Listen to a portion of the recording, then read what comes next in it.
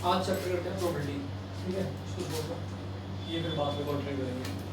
15 chapter है probability, देखना last chapter है ये, इसके यूटी में आता है, उसमें हाफ ईयरली में आता है, तो एक बार से कर सकते हैं।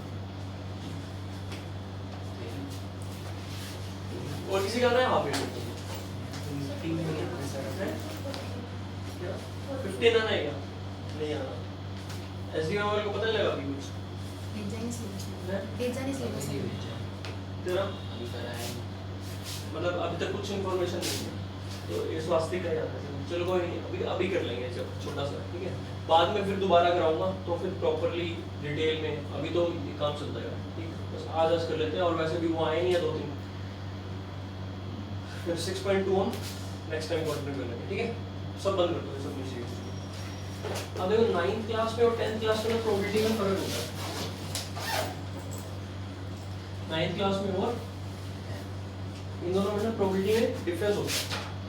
क्या डिफरेंस होता है? 9th की प्रोबेबिलिटी याद है क्या? टाइप क्या था उस प्रोबेबिलिटी का? मतलब उस प्रोबेबिलिटी को क्या कहते थे 9th क्लास की जो प्रोबेबिलिटी थी? उसको हम बोलते थे, तो याद नहीं हुआ, तो उसको हम बोलते थे एम्पिरिकल अप्रोच।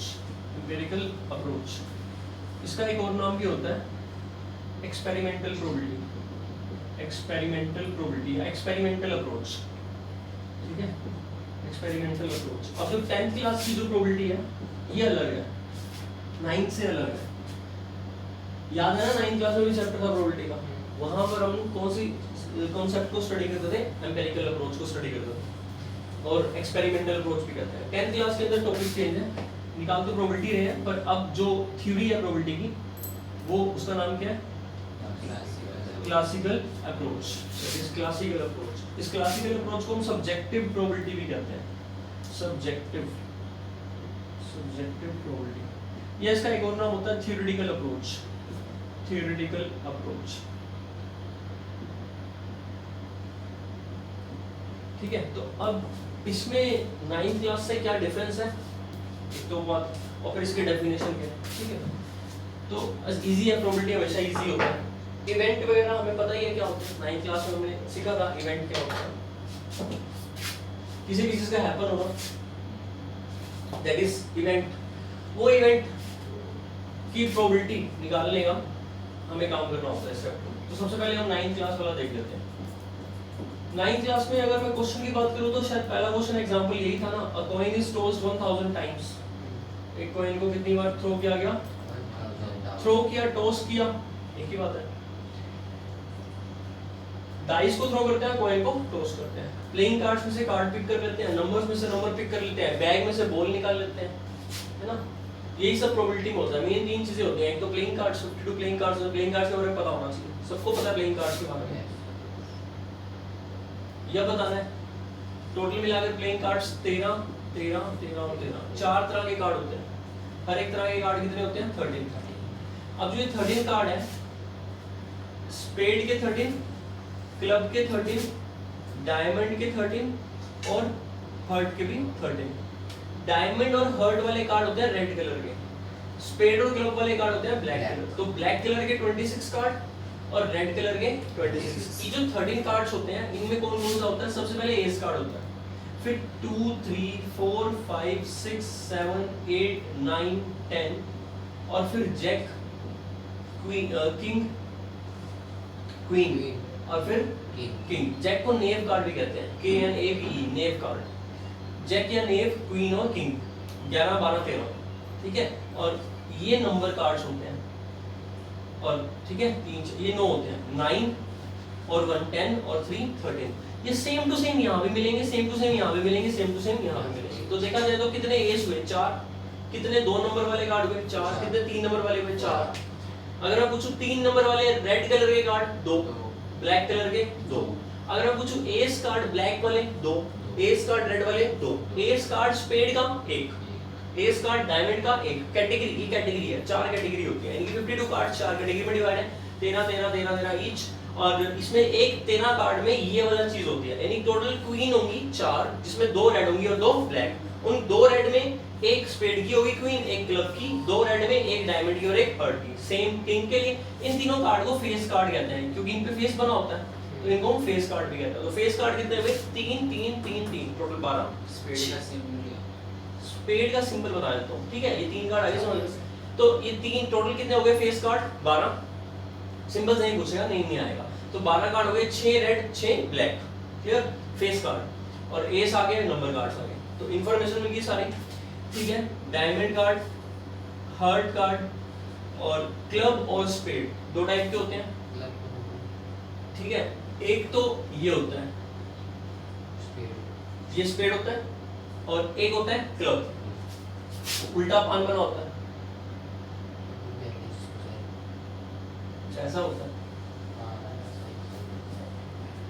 ऐसे ऐसे कुछ बना होता है, नहीं ऊपर से होता है, उल्टा हर्ट, उल्टा दिल।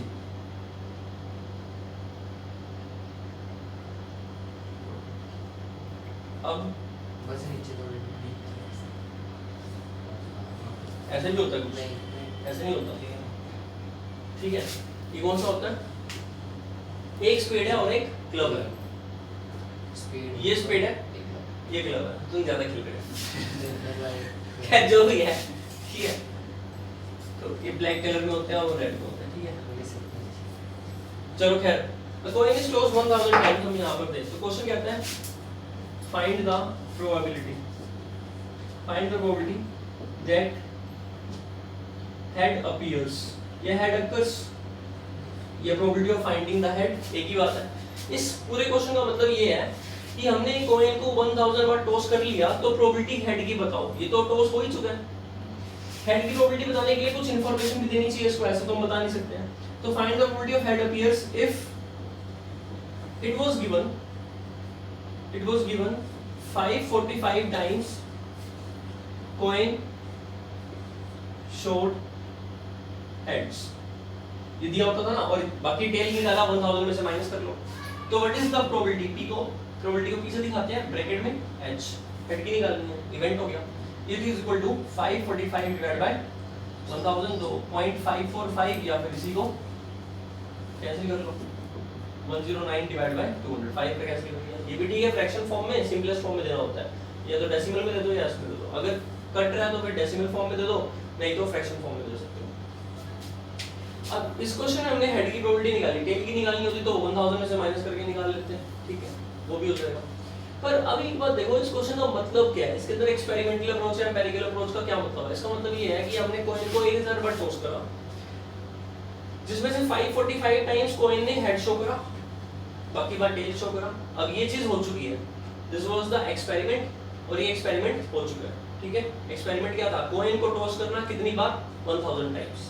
कॉइन को टॉस करना 1000 टाइम्स, ये पूरा एक्सपेरिमेंट था, ठीक है? और इस 1000 टाइम्स टॉस करने में हमने कलेक्शन करा, इंफॉर्मेशन जो हमें आउटकम आया हमने उसको ऑब्जर्व करा या कलेक्ट करा, एक ही बात है। और हमें क्या कलेक्ट करके मिला कि 545 टाइम्स हमें हेड मिला। हम एक जगह लिखते गए, 1000 टाइम टॉस करा, तो पहला टॉस, फिर दूसरा टॉस, फिर तीसरा टॉस, फिर चौथा टॉस। हर टॉस पर हमने हेड और टेल 2 कॉलम बना लिए। हेड आया तो इसको टिक कर लिया, टेल आया तो इसको टिक कर लिया। हेड आएगा तो टेल नहीं आएगा, टेल आएगा तो हेड नहीं आएगा, ऑब्वियसली कुछ ना कुछ तो आएगा ही आएगा, ठीक है? तो 1000 बार ये बन गया। इधर वाले काउंट कर लिए, इधर वाले काउंट कर लिए, या एक वाले भी काउंट कर लिए तो हमें मिले 545, दूसरे वाले तो हम 1000 में से माइनस कर सकते हैं। तो यहाँ पर हमारा जो एक्सपेरिमेंट है वो हो चुका है, और होने के बाद उस एक्सपेरिमेंट में हमें ये आउटकम मिले, यानी ये ऑब्जर्वेशन है, ये ऐसा कर लिया हमने। उसके बाद हमें प्रोबेबिलिटी किसकी बतानी है? हेड की। इस बात का ये मतलब है कि हमें प्रोबेबिलिटी हेड की बतानी है। अगर हम उस कॉइन को दोबारा टॉस करें तो क्या चांसेस है कि हेड ही आएगा? तो उसके क्या चांसेस होंगे? ये चांसेस होंगे। समझ में आई बात? ये चांसेस इसलिए होंगे, ये प्रोबेबिलिटी अपनी जगह ठीक है। ये प्रोबेबिलिटी बेसिस क्या मानती है कि जो पास्ट में एक्सपेरिमेंट हुआ है उसी को फ्यूचर में मानती है कि वही चीज दोबारा से हैपन होगी। क्लियर? तो पास्ट में उसके क्या चांसेस थे, वही चीज फ्यूचर में आएगी। तो इसको बोलते हैं एक्सपेरिमेंटल अप्रोच, यानी based on the experiment, based on the observation what you have done already. तो जो ऑब्जर्वेशन आपको मिल चुकी है वही चीज हम मानते हुए आगे प्रोबेबिलिटी कैलकुलेट कर लेते हैं। यानी अगर ऐसा फ्यूचर में होगा तो फिर हेड ही आने के चांस क्या है? जब 1000 बार, अगर अब ये प्रोबेबिलिटी उतनी ज्यादा बेटर बनेगी अगर इस 1000 टॉसेस की जगह मैं कितने टॉसेस करूं? 1 लाख। अगर मैं 1 लाख टॉस करूंगा और मुझे पता लगा कि जो कॉइन है वो 20000 बार हेड दिखा रहा है, तो what is the probability of head? 20000 divided by 1 lakh, मतलब 2/10, मतलब गिवन बाय 5। इसका मतलब 80000 टाइम्स क्या दिखा रहा है? टेल दिखा रहा है। तो वो कॉइन जो है वो कॉइन हेड की तरफ ज्यादा बायस्ड है। बायस का मतलब पार्शियलिटी है उसकी, समझ में आई बात। और अगर मैं 1 लाख की जगह सपोज 1 करोड़ टॉस कर लेता हूँ, 1 करोड़ इतनी बार टॉस करा मैंने, और मुझे मिला हेड, उनमें से मुझे हेड मिला 10 टाइम्स हेड मिला, पॉसिबल तो है, एक करोड़ बार टॉस किया, हर बार टेल आ रहा है, लेकिन 10 बार क्या आ गया बीच में हेड, तो प्रोबेबिलिटी क्या निकलेगी 10 डिवाइड बाय 1 करोड़, 0.00000 करके 1 निकलेगी ऐसे, काफी सारे जीरो आ जाएंगे, 6 या 7 लोग ही हैं, एक कट जाएगा। तो अब इसमें तो हेड की प्रोबेबिलिटी और टेल की 0.9999 आएगी समथिंग, तो इसमें टेल की प्रोबेबिलिटी कितनी ज्यादा स्ट्रांग है और हेड की कितनी कम है। ये चीज किस बेसिस पर हुआ, एक्सपेरिमेंट के बेसिस पर। यहां से मैं कह सकता हूं जो कॉइन आपने लिया था ना वो कॉइन ठीक नहीं था, क्योंकि आप उसको आइडेंटिकल एक जैसी कंडीशन में बार-बार टॉस करोगे और हर बार वो आपको हेड नहीं दे रहा, टेल ही दे रहा बार-बार, इसका मतलब कॉइन के अंदर पार्शियलिटी है, उसके अंदर कुछ ऐसा किया हुआ है कि हेड ज्यादा अपीयर होता है और टेल कम अपीयर होता है। बात समझ में आई? ठीक। लेकिन अगर वो कॉइन ठीक है, बायस्ड नहीं है, मतलब कहीं से उसका हेड या टेल पर कुछ नहीं किया हुआ, दोनों तरफ से इक्वली फेयर कॉइन है, फेयर कॉइन है मतलब कि उसमें कुछ ऐसा नहीं है कि हेड ज्यादा आएगा टेल ज्यादा है, तो फिर हम अगर 1 करोड़ टाइम टॉस करते हैं तो मान लो अगर हमें मिलता कि अराउंड 45 लाख समथिंग इतनी बार हेड आया, तो what is the probability of head 0.45 something ऐसे। अगर हम इस 1 करोड़ की जगह इनफिनिटी करें, इनफिनिटी मतलब और ज्यादा इसको ले जाए 100 करोड़, 100 की पावर 100 करोड़, तो अब जो हेड नंबर ऑफ हेड्स जो आए वो वाली जो प्रोबेबिलिटी है वो 0.5 को टेंड करती है, 0.5 की तरफ चली जाएगी वो, यानी it will be nearer to 0.5 और टेल की भी 0.5 पर जाएगी। इससे हम कह सकते हैं हमारा कॉइन क्या था, फेयर था। समझ में आ गई बात? As the number of tosses increase, तो ये जो थ्योरी बनती है, ये थ्योरी इसी से डेवलप होती है। इससे कैसे डेवलप हुआ, और ऐसा ये रियलिटी में एक चीज हुई थी कि कॉइन को बार-बार टॉस करने से मैथमेटिशियंस ने ऑब्जर्व करा कि हेड और टेल के आने के चांसेस क्या हो गए थे, इक्वली जाएंगे, मतलब दोनों के चांसेस 1/2 1/2, क्योंकि कोई भी एक इवेंट या दो इवेंट है, अगर कॉइन टॉस है तो दो इवेंट है, या तो हेड आएगा या तो टेल आएगा, उसमें से कोई भी इवेंट दूसरे से ज्यादा चांस तो नहीं रखता ना आने के, दोनों ही बराबर चांस रखते हैं आने के। लॉजिकली सोचोगे अगर आपके पास दो ही केसेस हैं, मान लो अगर एक लॉटरी है उसके अंदर मान लो कि एक नंबर 5 है और एक नंबर 10 है, अगर वो लॉटरी वाले सही से गेम खिला रहे हैं तो जितने भी आप नंबर्स चूज करते हो या जो भी आपने लॉटरी की टिकट खरीदी है, या तो 5 पे जीतोगे या तो 10 पर, दो ही चांस होंगे, या 5 पर जीतना है 10 पर हारना, कुछ भी लगा लो। तो जितने जितने उतने ही हारने होने, उतना ही हारना होना चाहिए, मतलब तभी हम क्या मानेंगे उसको, बायस मानेंगे, मतलब नॉन बायस मानेंगे। ठीक है, नॉन बायस मतलब फेयर मानेंगे। तो यहाँ पर हम कॉइन को फेयर कब मानेंगे कि जब उसके अंदर हेड के और टेल के चांसेस कितने हो, 1/2 1/2। अगर एक के ज्यादा हो गए तो एक दूसरे से ज्यादा लाइकली हो गया आपके होने में, वो गलत है। इन दोनों को प्लस करेंगे कितना आ गया 1। टोटल प्रोबेबिलिटी हमारे पास कितनी होगी 1, कि कुछ ना कुछ तो अगर हो ही रहा है ना। तो यहाँ तो किस बेसिस पर था, एक्सपेरिमेंट के बेसिस पर। अब इसमें और क्वेश्चंस आपके पास कैसे होते थे कि 400 फैमिली सिलेक्ट करी या 1000 फैमिली सिलेक्ट करी, उसमें हमने देखा कि कितने बॉय गर्ल हैं, बताओ 2 गर्ल्स की प्रोबेबिलिटी बताओ, वो डेटा वो खुद दे देता था, सारा डेटा ऑलरेडी गिवन होता था, बस आपको करना होता था, इसका फॉर्मूला होता था कितने आउटकम ऑब्जर्व करें, कितने आउटकम ऑब्जर्व किए divide by total number of outcome जो एक्सपेरिमेंट में आए, जो हैपन हो चुका है, वो वाला फॉर्मूला होता था। लेकिन क्लासिकल अप्रोच में अब क्वेश्चन कैसा बनता है और कंसेप्ट क्या है, अब क्वेश्चन ये बनेगा, इस पे क्वेश्चन आता है, a coin is tossed, coin को टॉस किया, फाइंड द, या व्हेन लगा दो, when a coin is tossed या tossed, find the probability that head appears, head के आने की प्रोबेबिलिटी क्या होगी।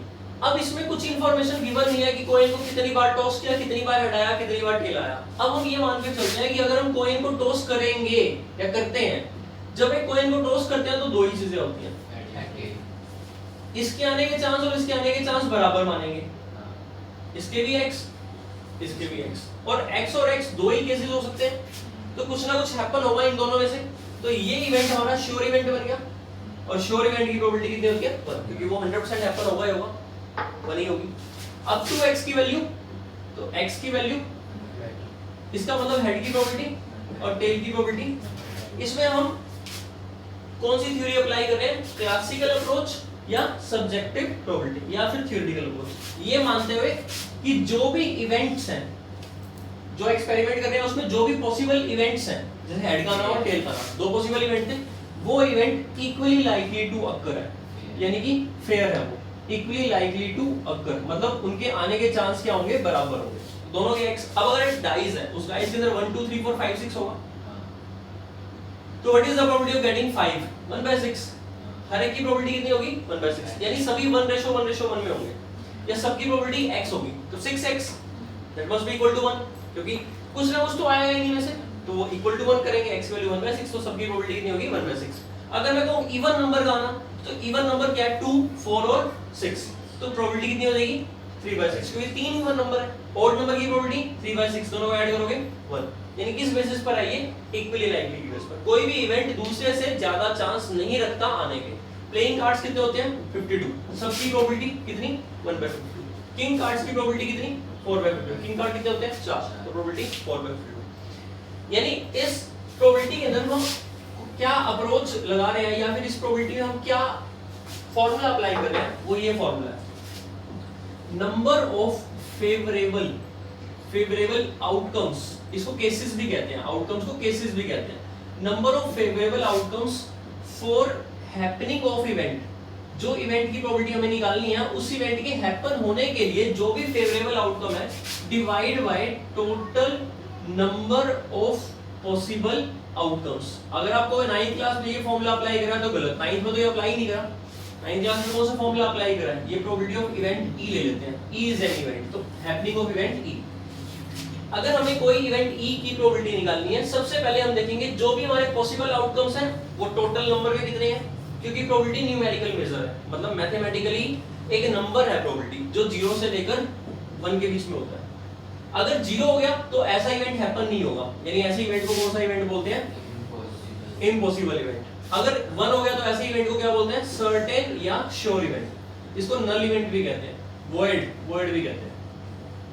ऐसा इवेंट हमेशा हैपन होता है 1, ऐसा इवेंट कभी हैपन नहीं होता 0। और कोई इवेंट 0 से 1 के बीच में प्रोबेबिलिटी रखता है तो उसके कुछ चांसेस हैं अकर होने के। मान लो एक इवेंट की प्रोबेबिलिटी 2/5 है, इसको मैं 2/5 से भी दिखा सकता हूं, 2/5 से भी दिखा सकता हूं, 0.4 से भी दिखा सकता हूं, और अगर मैं 2/5 को 100 से मल्टीप्लाई करता हूं तो ये कितने परसेंट बना? 40%। यानी कि प्रोबेबिलिटी को लिखने के 4 तरीके होते हैं, फ्रैक्शन में, डेसिमल में, रेशो में और परसेंटेज में। हमारी बुक क्या अडॉप्ट करती है? फ्रैक्शन है, ठीक है, या फिर डेसिमल। अगर कट रहा हो तो डेसिमल में दे सकते हो, नहीं तो फ्रैक्शन में तो हमेशा ही दे सकते हो। लेकिन फ्रैक्शन में आपने 4/10 दे दिया तो नंबर कटेगा। क्या आंसर है? सिंपलेस्ट फॉर्म में है, ये ऊपर नीचे काट कर, ठीक है। तो प्रोबेबिलिटी को 4 तरह से एक्सप्रेस कर सकते हैं। प्रोबेबिलिटी 0 से लेकर 1 के बीच में होती है, 0 भी हो सकती है और 1 भी हो सकती है, और 0 से 1 के बीच में कोई भी हो सकती है, उतने परसेंट चांसेस हो जाएंगे, ठीक है। इसमें हमने क्या करना है, जो भी हमारा एक्सपेरिमेंट होगा, जैसे अब हमारे पास एक्सपेरिमेंट क्या था कि हेड को हमने टॉस करना है, सॉरी कॉइन को हमने टॉस करना है। अगर हम कॉइन को टॉस करेंगे तो हमारा एक्सपेरिमेंट यही हुआ कि एक कॉइन है उसको टॉस करना है। जब आप इस एक्सपेरिमेंट को करोगे तो पॉसिबल वर्ड का मतलब क्या है? आपने एक्सपेरिमेंट करा नहीं है, आपने उस एक्सपेरिमेंट में सोचा है कि पॉसिबली क्या हो सकता है। अगर मैं कॉइन को टॉस करूं तो पॉसिबली क्या हो सकता है? या तो हेड अपीयर होगा या तो टेल। अब यहाँ मेरे को इस बात में कोई इंटरेस्ट नहीं है कि कितनी बार हेड आएगा और कितनी बार टेल आएगा, क्योंकि मैं उस एक्सपेरिमेंट को बार-बार नहीं कर रहा। समझ में आ रही बात? इनफैक्ट मैं उस एक्सपेरिमेंट को कर ही नहीं रहा, मैं सिर्फ ये सोच रहा हूँ कि उस एक्सपेरिमेंट को करता तो हेड और टेल 2 आते हैं। मुझे क्या चाहिए? हेड। तो हेड आने के कितने थे? नंबर 1। टेल आने के मतलब और टोटल आने के हेड और टेल 2। तो टोटल नंबर ऑफ आउटकम्स 2 और फेवरेबल आउटकम 1। तो व्हाट इज द प्रोबेबिलिटी? 1/10। समझ में आया? दोबारा बताओ, ठीक है। बस 10th क्लास के अंदर ये फॉर्मूला है। 10th और 9 में डिफरेंस समझ में आया? क्या डिफरेंस है? 9th क्लास के अंदर आपके पास डेटा अवेलेबल होना चाहिए। मान लो मेरे पास एक कॉइन की प्रोबेबिलिटी निकालनी है, तो उस कॉइन को आपने पहले टॉस कराओ तो ही आप निकाल पाओगे, क्या नहीं? 100 बार टॉस करा है, 1000 बार टॉस करा है, 5 बार टॉस करा है, 10 बार टॉस करा है, इन चारों बातों में फर्क है। जितनी ज्यादा नंबर ऑफ टॉसेस होंगे उतनी प्रोबेबिलिटी एक्यूरेट आएगी, क्योंकि उतना ज्यादा आपके पास एक्सपीरियंस होगा। लेकिन ये प्रोबेबिलिटी किस बेस पर है कि पहले वो चीज हैपन होनी चाहिए, है ना। अब एक अर्थक्वेक आया और मुझे ये देखना है कि कितनी बिल्डिंग्स डिस्ट्रॉय हुई, है ना। अब प्रिडिक्टेड है कि पिछली बार ऐसे हुआ था, तो आप उसमें देख सकते हो कितनी बिल्डिंग डिस्ट्रॉय हुई और टोटल कितनी बिल्डिंग्स थी, तो परसेंटेज निकाल कर प्रोबेबिलिटी बता सकते हो इस बेस पर, ठीक है। अब किसी कंट्री में आया नहीं अर्थक्वेक, आज तक ही नहीं आया, लेकिन प्रिडिक्टेड है कि इस बार आ सकता है, तो वहां कैसे बताओगे? वहां तो आपके पास डेटा अवेलेबल नहीं होगा। अब वहां ये अप्रोच लगाओगे? पहले गिराएं उनको फिर देखें, ऐसा तो इम्पॉसिबल है। कहने का मतलब ये हुआ कि एक्सपेरिमेंट करना हर बार पॉसिबल नहीं है, क्लियर? ये तो प्रैक्टिकली पॉसिबल नहीं है, और कुछ केसेस ऐसे होते हैं जैसे मान लो सैटेलाइट लॉन्च करनी है, तो उसके सक्सेस या फेलियर होने के क्या चांसेस हैं। अब इससे पहले तो वो लॉन्च हुई नहीं है, ठीक है, तो हमें वो एक्सपेरिमेंट से जो आउटकम तैयार करने हैं उसको हम प्रैक्टिकली करवा नहीं सकते हैं। एक्सपेरिमेंट कॉइन को टॉस कराना आसान था, 1000 बार टॉस करा लो, डाइस को टॉस करा लो, वो आसान था, लेकिन कुछ प्रैक्टिकल फिजिकल ऐसी चीजें होती हैं जो आप प्रैक्टिकली उसमें एक्सपेरिमेंट कर नहीं सकते। जब आप कर नहीं सकते हो, पहले वाला डाटा अवेलेबल नहीं होगा, तो आप 9th क्लास की प्रोबेबिलिटी अप्लाई नहीं कर पाओगे, लेकिन 10th क्लास वाली प्रोबेबिलिटी हमेशा लग जाएगी। लेकिन इसकी भी लिमिटेशन है, इसकी लिमिटेशन जब पढ़ोगे 11th क्लास के अंदर और 12th के अंदर, वहां पर प्रोबेबिलिटी का नया कांसेप्ट सीखोगे। 11th 12th में एक जैसी प्रोबेबिलिटीज होती है, उसको बोलते हैं एक्सपेरिमेंटल प्रोबेबिलिटी, सॉरी इसको क्या बोलते हैं, एक्सियोमेट्रिक प्रोबेबिलिटी, एक्सियोमेट्रिक अप्रोच, एक्सियोमेट्रिक प्रोबेबिलिटी, ठीक है। ये एक्सियम्स पर बेस्ड होते हैं, जैसे यूक्लिड के एक्सियम थे, ये उस पर बेस्ड होते हैं, एक्सियम पर, ठीक है। यहाँ इक्वली लाइकली जरूरी है 10th क्लास में, आपको जितने भी क्वेश्चन मिलेंगे वो सारे कैसे मिलेंगे, इक्वली लाइकली। लेकिन 11th 12th के अंदर ये लिमिटेशन हट जाएगी, इक्वली लाइकली ना हो तो भी हम प्रोबेबिलिटी निकाल पाएंगे। लेकिन अभी आपको वो नहीं सोचना, अभी आपको सिर्फ इतना ही देखना है, इवेंट हमेशा कैसे मिलेंगे आपके, इक्वली लाइकली, क्लियर। तो उस केस में आप प्रोबेबिलिटी कैसे निकालोगे, सभी इवेंट्स को x की प्रोबेबिलिटी असाइन कर दो और टोटल प्रोबेबिलिटी कितनी होगी 1, तो x की वैल्यू निकाल लो, ये आपका बन गया। और इसी बेस पर ये फार्मूला बना। कैसे बना कि number of favourable outcome for the happening of event e, अगर हां ये फार्मूला पूरा लिखना है, ठीक है। अब मान लो सभी जो आपके पास आउटकम्स थे, आउटकम का मतलब जब मैं एक्सपेरिमेंट करता हूं तो जो उसका रिजल्ट होता है वो आउटकम है, सारे outcome equally likely to happen है। कितने आउटकम है, x कितने आउटकम है, मान लो n आउटकम है, तो टोटल आउटकम का जो सम करूंगा तो nx बनेगा, x n बार ऐड करूंगा। मान लो मेरे को जो इवेंट चाहिए उस इवेंट के कितने फेवरेबल आउटकम है, 4 या कितने भी है, ठीक है, ये 4 नहीं है, ये बहुत सारे हैं। मान लो ये m आउटकम है, तो इन m का सम कितना बना, mx, x x कैंसिल, यानी क्या प्रोबेबिलिटी आई, m रेशियो n, ये m by n, m number of favourable outcome और n total number of outcome. इसी के ऊपर एग्जांपल बताता हूं, जैसे a die was thrown, ठीक है, या a die is thrown, was नहीं था, is आता, a die is thrown, find the probability, find the, अब एक्सपेरिमेंट क्या है, die को थ्रो करना, दिस इज द एक्सपेरिमेंट। उस एक्सपेरिमेंट के पॉसिबल आउटकम क्या है, 1 2 3 4 5 6, ये क्या है, PO, मतलब पॉसिबल आउटकम्स या पॉसिबल केसेस, या इनको सैंपल पॉइंट्स भी कहते हैं, सैंपल पॉइंट्स, ठीक है। चलो, तो अब ये पॉसिबल केसेस हैं या पॉसिबल आउटकम्स हैं। इन पॉसिबल आउटकम्स की हर एक आउटकम की प्रोबेबिलिटी कितनी है, हर एक आउटकम की प्रोबेबिलिटी x है, और x एक नंबर है मैथमेटिकली, क्योंकि सभी outcome equally likely to happen है, 6 आउटकम है नहीं equally likely to happen. Reality में अगर मैं बात करूं ना, प्रोबेबिलिटी प्रेडिक्शन है, यानी कि जो नहीं हुआ मैं प्रेडिक्ट कर रहा हूं उसके होने के चांसेस क्या हैं। होने को तो कुछ भी हो सकता है, लेकिन फिर भी कुछ प्रेडिक्शन कर रहा हूं तो something is better than nothing. अब गेम ऑफ चांसेस होती है, तो एक जगह मुझे ये पता है कि 50 रुपए की टिकट है और 1000 प्राइस है, ठीक है, और वो 100 रुपए का एक प्राइस है। 500 रुपए की टिकट है, 100 प्राइस है, एक प्राइस 10,000 रुपए का, कौन सी टिकट लूंगा? 50 रुपए की टिकट है, 1000 प्राइजेस हैं, 1000 प्राइजेस है, मतलब जो कंपनी जिस जहां लॉटरी लगी हुई है वो कहते हैं 50 रुपए की टिकट आप खरीद लो, तो 50 रुपए आपको देने पड़ेंगे। और मान लो कितनी टिकट बेच रहे हैं, वो तो जितनी मर्जी बिक जाए, समझ रहे हो भाई, दुकान है एक और वो कह रहे हैं कि हमने सेल निकाल दी है, ठीक है, और 50 रुपए की टिकट जिसको लेनी है ले लो। आप लेने से पहले सोचोगे ना कि हमारा प्राइस निकलेगा या नहीं निकलेगा, तो वो कह रहे हैं हम 1000 प्राइसेस निकालेंगे टोटल मिलाकर। आप लकी हो सकते हो, आपका अगर नंबर वो आ गया तो 1000 के अंदर, 1000 के बाद नहीं होंगे, यानी मैक्सिमम 1000 लोगों को प्राइस मिलेगा। अब समझ पाए हो? 50 रुपए वाली टिकट 1000 रुपए का प्राइस होगा, 1000 प्राइजेस हैं और 100 रुपए का एक प्राइस, यानी अगर आप जीते तो आपको कितने रुपए मिल जाएंगे, 100 रुपए मिल जाएंगे, यानी 50 रुपए तो आप दोगे, 50 रुपए आप दोगे, और अगर आप जीते तो आपको 100 रुपए मिल जाएंगे। आगे बात समझ लो। 500 रुपए की टिकट है दूसरा ऑप्शन, उसमें 100 प्राइस है और टिकट प्राइस कितने का है, एक प्राइस कितने का है 10,000 का। 500 रुपए देकर हम कितने रुपए जीत सकते हैं?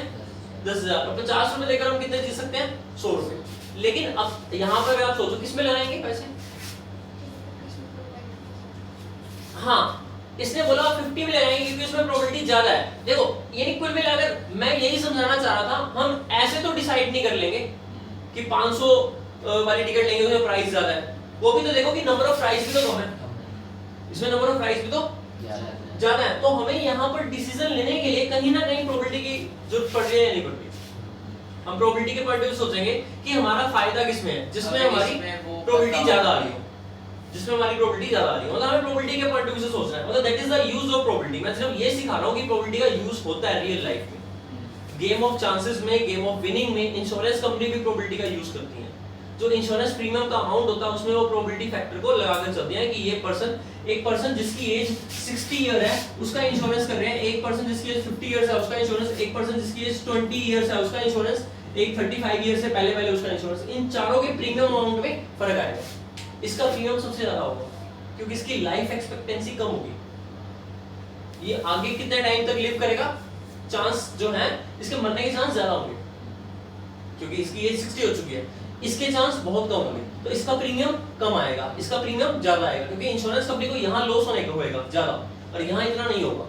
यहाँ पर अगर इंश्योरेंस प्रीमियम कम हुआ और वो बंदा चला गया तो इंश्योरेंस कंपनी को पैसे देने पड़ेंगे, देने तो यहाँ भी पड़ेंगे, बट यहाँ पर प्रीमियम कम किया जा सकता है क्योंकि यहाँ पर प्रिडिक्शन है कि वो पर्सन ज्यादा लिव करेगा नॉर्मल सर्कमस्टेंसेस में। तो प्रोबेबिलिटी का यूज क्या है? प्रोबेबिलिटी का यूज ये है something is better than nothing, कि हम प्रैक्टिकली तो हमें पता नहीं है कि रियलिटी में क्या होगा, वो तो मुझे भी नहीं पता। मैं 250 थ्रो करूंगा तो 3 आएगा या 5 आएगा, क्या पता 5 बार 6 बार थ्रो करता हूं मैं, तो हर बार 1 2 3 4 5 6 कोई जरूरी नहीं है, क्या पता हर बार 3 3 3 फिर 4 2 आ जाए, कुछ भी पॉसिबल है। लेकिन अगर नॉर्मल सर्कमस्टेंस हो और ये मानकर चलो कि हर एक इवेंट इक्वली लाइकली है, एक बार होगा और बराबर है, सभी बराबर और एक बार सभी होंगे, तो 6 बार अगर मैं थ्रो करता हूं तो 1 2 3 4 5 6 आना चाहिए। तो सबके चांस क्या मान लिया मैंने?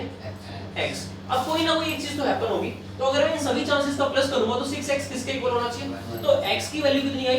तो मैं हर एक इवेंट को कितनी प्रोबेबिलिटी असाइन करता हूं, असाइन मतलब हर एक इवेंट। अब यहां जो इवेंट है ना वो आउटकम है, इस आउटकम को मैं क्या बोल रहा हूं? इवेंट। इस आउटकम को मैं इंग्लिश में एलिमेंट्री इवेंट कहता हूं। तो what is elementary event? Every outcome is elementary event. समझ में आया? Every outcome is elementary event, यानी कि जो एक सिंगल आउटकम है, एक एक्सपेरिमेंट में जितने भी आउटकम है, टोटल नंबर ऑफ आउटकम, उतने total number of elementary event है। एलिमेंट्री का मतलब बिल्कुल बेसिक सिंपल इवेंट जिसमें एक एक आउटकम को कंसीडर किया हो। क्लियर? अब अगर मान लो उस क्वेश्चन का आंसर देता हूं मैं। अब मान लो अगर क्वेश्चन कह रहा है प्रोबेबिलिटी ऑफ इवन नंबर निकालो, कि मेरे को इवन नंबर चाहिए, उसकी प्रोबेबिलिटी निकालनी है, ठीक है? तो 3/6 इवन कितनी है? 2 4 और 6। काउंटिंग करें तो 3 डिवाइड यानी कि 3x, ध्यान से देखो तो x और x और नीचे 6x, x से x कैंसिल 1/2, यानी कि ऊपर आया 3/6 और नीचे कितना आया 6/6, कैंसिल 3/6 1/2, सेम थिंग। क्लियर हुआ? तो यानी कि हम क्या कर रहे हैं, कितने फेवरेबल आउटकम है किसके लिए? Happening of the event. अब जो इवेंट था वो क्या था? Even number. अब ये इवेंट एलिमेंट्री इवेंट नहीं है, अब ये कोई भी स्पेशल इवेंट है। क्लियर हुई बात?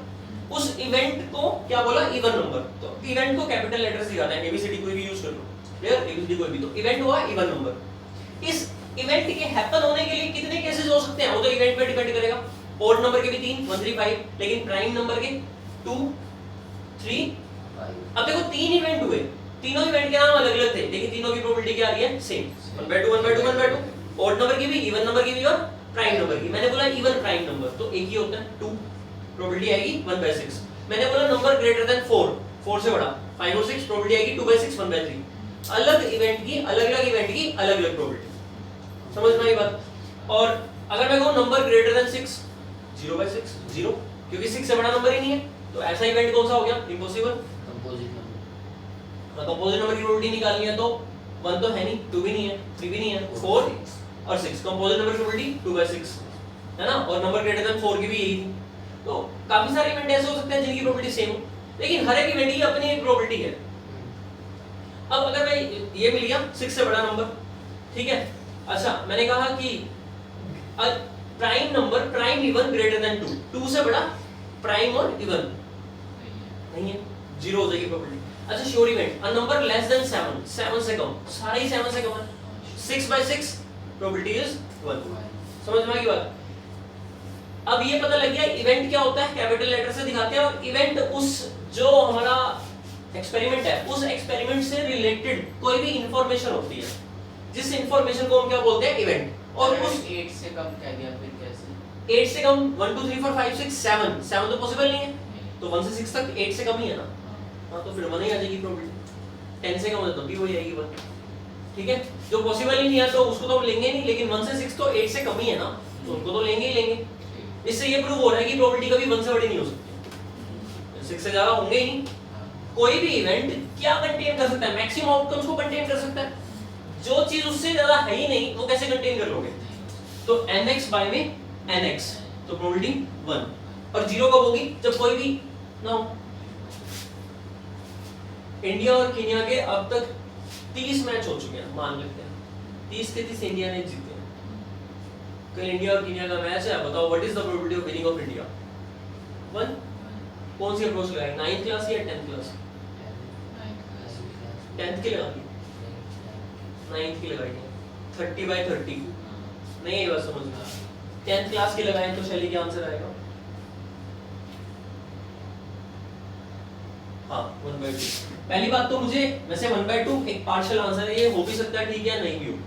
यहाँ पर अमल what is the probability of it may rain today या इट विल रेन टुमारो, है ना। अगर क्वेश्चन आता है कि कल रेन होगी, क्या प्रोबेबिलिटी है? रेन का आना किस फैक्टर पे डिपेंड करता है? बहुत सारी चीजें होती हैं मॉनसून पर, और भी वेदर के फैक्टर्स हैं, है ना, क्लाइमेट कंडीशंस है, बहुत कुछ है, एनवायरनमेंट कंडीशंस है, ज्योग्राफिकल लोकेशन मैटर करती है या नहीं है? पहाड़ों वाले साइड पर रेन हो रही हो इस टाइम और यहाँ नहीं हो रही है, लोकेशन मैटर करती है, क्लाइमेट कंडीशंस मैटर करती हैं, एनवायरनमेंट मैटर करता है, वेदर फोरकास्टिंग मैटर करता है, बहुत सारी चीजें मैटर करती हैं। उन सब चीजों को अगर मैं आउटकम्स ले लूं और हर एक आउटकम के मेरे को बताओ प्रोबेबिलिटी कितनी है, अब सभी आउटकम इक्वली लाइकली होंगे क्या? जरूरी 10th क्लास में नहीं निकाल सकते हो। 11th क्लास में मुझे पहले पता होना चाहिए कौन से फैक्टर रेन को इफेक्ट करते हैं, उन सब फैक्टर्स की क्या क्या आउटकम की अलग अलग प्रोबेबिलिटी क्या है, उनको ऐड करके एक्सियोमेटिक अप्रोच के बेस पर निकाल सकता हूं। लेकिन अगर ये मान लिया जाए कि बस दो ही केस होते हैं, या तो रेन आती है या तो रेन नहीं आती, और दोनों चांसेस इक्वली लाइकली हैं, इस बात का कोई गारंटी दे दे मेरे को, तो मैं कह दूंगा कि रेन आने की प्रोबेबिलिटी 1/2 और ना आने की प्रोबेबिलिटी भी 1/2 है। समझ में? तो मैं गारंटी दूंगा, लेकिन मेरे को कोई ये बताएगा, इंफॉर्मेशन देगा कि they are equally likely to happen. लेकिन कॉइन के केस में कौन बताएगा? कॉइन में तो कोई नहीं बताएगा ना, एक कॉइन होता है, हेड और टेल होता है, अब थ्रो करोगे तो हेड और टेल इक्वली लाइकली है, डाइस में भी इक्वली लाइकली है, और प्लेइंग कार्ड्स में भी इक्वली लाइकली है, 52 कार्ड्स है। वहां कोई आगे नहीं बताने वाला कि इक्वली लाइकली है, वो तो अंडरस्टूड है कि वो अगर इक्वली लाइकली नहीं है तो जरूर बताया जाएगा। इसीलिए मैक्सिमम क्वेश्चंस में आपको मिलेगा a fair coin is tossed या unbiased coin, unbiased die, unbiased bias का मतलब पार्शियलिटी, अन का मतलब अनबायस्ड का मतलब नहीं है, यानी कि बड़ी सिंपल परफेक्ट भी यूज किया जाता है। A perfect die is thrown, an unbiased die is thrown, और फेयर डाई इज थ्रोन, एक ही बात है। मतलब उसमें क्या है, हमारे इक्वली लाइकली चांस है। अगर इक्वली लाइकली चांस है तो जितने टोटल नंबर ऑफ चांस है गिन लिए, वो तो टोटल नंबर ऑफ आउटकम हो गया। और जो इवेंट निकालना है पूछेगा व्हाट इज द प्रोबेबिलिटी, जिसकी प्रोबेबिलिटी फाइंड करना है तो कैपिटल लेटर नाम रख लिया, एबीसीडी कुछ भी, और वो इवेंट के लिए ढूंढना है आपने कितने केसेस एलिजिबल है, पॉसिबल है, उसको लिखना है, नीचे उसको लिखना है, डिवाइड करना है, कैंसिल करना है, आंसर आ गया। कितने हो सकते हैं वो केस? 0 से लेकर n तक, n हुए तो फिर 1 आएगा, 0 हुए तो 0 आ जाएगा, 0 से n के बीच में कुछ भी हो तो वो आ जाएगा। अब एक बहुत इंपॉर्टेंट बात है, जितने भी एलिमेंट्री इवेंट है उन सब की प्रोबेबिलिटी का सम 1 होगा। नहीं, कॉइन ले लो, डाइस ले लो, कुछ भी ले लो, इंडिया और केन्या वाले केस में आंसर 1/2 तब होगा जब मेरे को, अब पहली बात तो श्योर कर दे कोई, हाँ मुझे ये कोई बता दे कि देयर इंडिया विन 50%, है ना, मतलब ये इंफॉर्मेशन मुझे पहले दी गई हो कि इंडिया और केन्या के जीतने के चांसेस इक्वली लाइकली है, तो मैं कह सकता हूँ। समझ में आई बात? 1/2 यानी उनकी स्किल्स इक्वली लाइकली है, लेकिन ऐसा जरूरी नहीं होता, तो ऐसे तो उसमें भी नहीं निकाल सकते हैं। बट 30/30 के केस में हम क्या कर सकते थे, एक्सपेरिमेंटल अप्रोच। समझ, अफगानिस्तान के साथ इंडिया का कोई भी मैच नहीं हुआ, कल पहला मैच है मान लो, अब प्रोबेबिलिटी निकालने के लिए वो तो अप्रोच लगा नहीं सकते क्योंकि आपके पास एक्सपेरिमेंट ही नहीं है। अब ये थोड़ा एक्सपेरिमेंट कराओगे आपको तो प्रोबेबिलिटी बतानी है। तो अब इस केस में क्या लगाना पड़ेगा, इस केस में आप ऐसे देख सकते हो कि इंडिया अब तक 3/4 मैचेस जीती है, जितने भी मैच खेले हैं 4 में से उसमें 3 जीती है। तो what is the probability of winning of India? 3/4। अब वैसे भी डिस्कस कर सकते हो, बट हाँ एक्सपेरिमेंटल अप्रोच हर जगह सक्सेसफुल नहीं होती, हर जगह कामयाब नहीं होती। उसकी लिमिटेशन को दूर करने के लिए क्लासिकल अप्रोच है। क्लासिकल सब्जेक्टिव अप्रोच में हम क्या करते हैं, जो भी हम एक्सपेरिमेंट करते हैं फर्स्ट ऑफ ऑल हम उसके आउटकम कलेक्ट कर लेते हैं। उन आउटकम्स को हम एलिमेंट्री इवेंट भी कहते हैं। उसके बाद उन आउटकम्स को हम इक्वली लाइकली मानते हैं। आपके पास ऐसा कोई क्वेश्चन नहीं होगा जिसमें वो इक्वली लाइकली नहीं है, या तो क्वेश्चन में क्लियरली मेंशन होगा या फिर कॉमन सेंस अप्लाई करना, वो इक्वली लाइकली मिलेंगे। अगर वो इक्वली लाइकली टू हैपन है तो सबकी प्रोबेबिलिटी एक जैसी। जितने टोटल नंबर है, मान लो 25 आउटकम है, तो हर एक की प्रोबेबिलिटी 1/25। अब फेवरेबल यानी जिसकी प्रोबेबिलिटी निकालनी है उसका इवेंट नाम रखा p, probability of that event bracket में इक्वल टू फॉर्मूला लिखा, नंबर ऑफ आउटकम फेवरेबल। बहुत मुश्किल है ये फॉर्मूला, इजी से ही तो है। नंबर ऑफ फेवरेबल आउटकम या cases for which the event happening e divide by total number of cases divide by 25। ऊपर e इवेंट की हैपन में मान लो 10 केस है, 15 केस है, 25 से ऊपर तो हो नहीं सकते। जितने भी केस है वो आपको काउंट करने हैं और डिवाइड करना है, आपका आंसर आ गया, क्वेश्चन खत्म। ये 10th क्लास की प्रोबेबिलिटी है, डन। अब इसके ऊपर क्वेश्चन कैसे होते हैं, ठीक है। अच्छा, पॉसिबल इम्पॉसिबल इवेंट पता लग गए, possible sure event, certain event और इम्पॉसिबल इवेंट पता लग गए। अच्छा, सम ऑफ एलिमेंट्री इवेंट प्रोबेबिलिटी 1 होता है, प्रोबेबिलिटी 0 से 1 के बीच में लाई करती है। नल इवेंट की प्रोबेबिलिटी 0 होती है, इम्पॉसिबल की और श्योर इवेंट की 1 होती है, ठीक है। इवेंट हमें पता लग गया, एलिमेंट्री इवेंट पता लग गया, सैंपल टोटल आउटकम्स पता लग गए और एक्सपेरिमेंट पता लग गया। कोई भी एक्टिविटी हम कंडक्ट करते हैं टू ऑब्टेन सम रिजल्ट, ठीक है। दो तीन क्वेश्चन करते हैं, ठीक है। अच्छा, एक तो वर्ड्स का गेम होता है प्रोबेबिलिटी में। वर्ड्स का कैसे गेम होता है, अब तक तो हम एक कॉइन को टॉस कर रहे थे, अब ऐसे करते हैं, कितने कॉइन को टॉस करते हैं? 2 कॉइन्स आर टॉस। अब 2 कॉइन को कैसे टॉस किया जाता है? एक तू कर लेगा, एक मैं कर लूंगा, या फिर तू दोनों में कर सकता है ना। अभी साथ में करना है या बाद में करना है? एक अभी एक बाद में, साथ में, उसको बोलते हैं साइमल्टेनियसली, ठीक है। तो एक वर्ड मिलेगा क्या? साइमल्टेनियसली, ठीक है। मतलब 2 कॉइन्स आर टॉस्ड टुगेदर, एक साथ 2 कॉइन को टॉस किया, क्लियर। मेरे पास 2 कॉइन है, मैं उनको टॉस करता हूं। जब मैं दोनों को टॉस करता हूं तो क्या हो सकता है? दोनों कॉइन हेड हेड, ये कॉइन 1 है, ये कॉइन 2, कॉइन 1 कॉइन 2, दोनों ने हेड दिखाया, दोनों कॉइन ने टेल दिखाया, पॉसिबल। पहले कॉइन ने हेड दिखाया, दूसरे ने टेल दिखाया, पॉसिबल। पहले ने टेल दिखाया, दूसरे ने, और कुछ पॉसिबल है। कितने केस बन सकते हैं? 4। अगर 3 कॉइन टॉस करते तो फिर वो बच्चा बैठा नहीं हुआ जो कह रहा था 1 स्पेशल नंबर है, 2 की पावर 3, 2 स्पेशल नंबर है, क्या बनेगा? 2 की पावर 3, 8 होता है। 2 की पावर 3, कितने केस बन जाएंगे? 8। अगर 4 बार कॉइन को टॉस करेंगे कितने केस बनेंगे? अगर n बार कॉइन को टॉस करेंगे कितने बनेंगे? 2 की पावर n। ऐसा क्यों? Fundamental principle of counting logic होता है इसका, 11th क्लास में ज्यादा डिटेल में सीखोगे। मान लो मेरे पास 5 कॉइन है, कितने कॉइन है? 5। पहले कॉइन को जब मैं टॉस करता हूं तो हेड आएगा या टेल आएगा, 2 ऑप्शन, दूसरे के लिए भी 2, तीसरे के लिए भी 2, सबको मल्टीप्लाई करोगे। उस दिन सिखाया था ना एंट्री एग्जिट वाला क्वेश्चन, मल्टीप्लाई क्यों करते हैं, तो 32 केसेस आ जाएंगे। क्लियर हुआ? इसको एक और मेथड से समझ सकते हो, उसको बोलते हैं ट्री मेथड, ब्रांच मेथड या ट्री मेथड। उसमें कैसा होता है देखो, कॉइन फर्स्ट सेकंड, ये फर्स्ट सेकंड, पहले कॉइन पे हेड, दूसरे कॉइन पे टेल, एक। अब कॉइन, ये तो एक ही बार कॉइन टॉस हुआ, फर्स्ट कॉइन सेकंड कॉइन, ठीक है। मतलब ये एक ऑप्शन हुआ मेरे पास। इस हेड के बाद पहले कॉइन ने हेड दिखाया, अब दूसरा कॉइन पे टॉस कर रहा हूं, क्लियर। ऐसे करो, ये फर्स्ट टॉस हो गया, ये फर्स्ट टॉस हो गया, कॉइन नहीं लिया।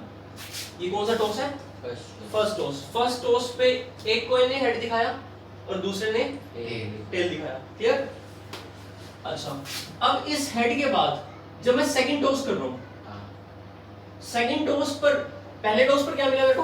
हेड। अच्छा, एक बात और होती है, 2 कॉइन को एक बार टॉस करें, एक बार, या एक कॉइन को 2 बार टॉस करें, एक ही बात है।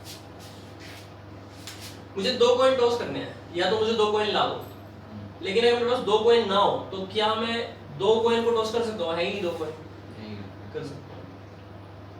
कभी बिजनेस की गेम खेली है? सुनना है खेली बिजनेस की गेम होती है, उसमें कितनी वो होती है? डाइस, दो डाइस होते हैं। अगर एक गुम हो जाए तो गेम खेल नहीं पाओगे। एक से खेलेंगे, क्या क्या दिमाग में लगाता है?